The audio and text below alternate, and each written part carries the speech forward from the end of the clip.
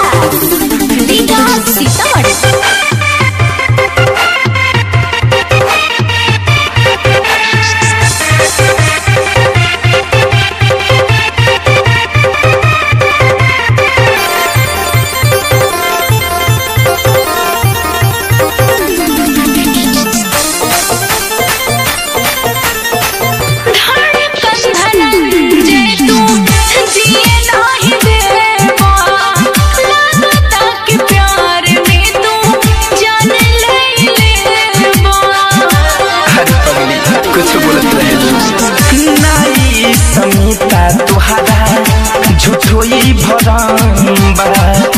तुहरा के चाही दिल से रब के कसम महान सुमित के